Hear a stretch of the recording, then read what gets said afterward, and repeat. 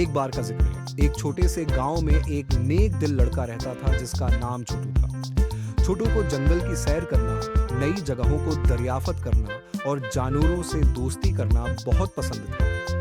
एक दिन जब छोटू जंगल के किनारे के करीब चल रहा था, उसने एक जोरदार आवाज सुनी जैसे कोई बुगल बज रहा हो। तजस्सुस में उसने आवाज का पीछा किया और देखा कि एक छोटा हाथी एक बड़े गहरे गड्ढे में फंस गया है। फिक्र न करो छोटे हाथी, मैं तुम्हारी मदद करूंगा, छोटू ने कहा। हाथी ने उदास नजरों से छोटू की तरफ देखा और जवाब में हल्की सी आवाज निकाली। छोटू ने कुछ देर सोचा और फिर उसके जहन में एक ख्याल आया। वो भागकर गांव गया और वहां से जितनी रस्सी मिल सकती थी जमा कर ली। उसने अपने दोस्तों और गांव वालों से मदद की दरख्वास्त की और जल्द ही सब हाथी को बचाने के लिए जंगल पहुंच गए। उन्होंने रस्सियों को बांधकर एक लंबी मजबूत रस्सी बनाई। छोटू और गांव वालों ने एहतियात से रस्सी का एक सुराग गड्ढे में नीचे किया।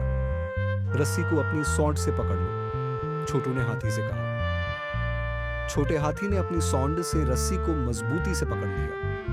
गांव वालों ने आहिस्ता आहिस्ता और एहतियात से खींचना शुरू किया, जबकि छोटू हाथी का हौसला बढ़ाता रहा। काफी मेहनत के बाद हाथी को बिलाखिर गड्ढे से बाहर निकाल लिया गया।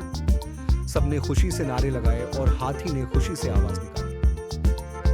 छोटू ने हाथी की कमर पर हाथ फेरा। अब तुम महफूज हो और वापस जंगल जा सकते हो, उसने कहा। लेकिन हाथी जाना नहीं चाहता था। उसके बजाय उसने झुककर इशारा किया जैसे वो छोटू को अपनी पीठ पर चढ़ने के लिए कह रहा हो। छोटू ने मुस्कुराकर उसकी पीठ पर चढ़ गया। हाथी खड़ा हुआ और छोटू उसकी पीठ पर बैठा और जंगल की गहराई में चलने लगा। छोटू पहले कभी इतनी दूर नहीं आया था और इर्द-गिर्द की हर चीज नई और जादुई लग रही थी। दरख्त लंबे थे, फूल ज्यादा रंगीन थे और जंगल की आवाजें ज्यादा प्रासरार थी। हाथी छोटू को एक खूबसूरत पोशीदा झील के पास ले गया जो ऊंचे दरख्तों और रंग बिरंगे फूलों से भरी हुई थी। वाह, ये जगह कितनी शानदार है, छोटू ने कहा। हाथी ने खुशी से आवाज निकाली जैसे कह रहा हो, अब ये हमारी खुफिया जगह है। छोटू और हाथी ने पूरा दिन झील के किनारे खेलते हुए गुजारा। उन्होंने पानी में छुपाके मारे, दरख्तों के दरमियान छपन छपाई खेली और गर्म धूप में आराम किया। हाथी ने छोटू को सबसे मीठे फल तोड़ने का तरीका भी सिखाया। जब सूरज गुरूब होने लगा तो छोटू को पता चल गया कि वापस घर जाने का वक्त हो गया है।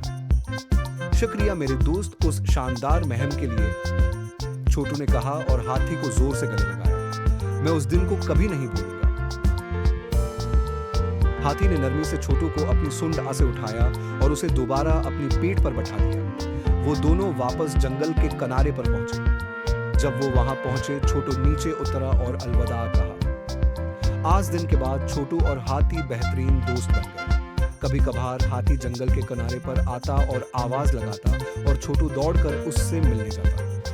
वो दोनों मिलकर जंगल में और भी खुफिया जगहें दरियाफत करते, हमेशा नई मेहमान तलाश करते।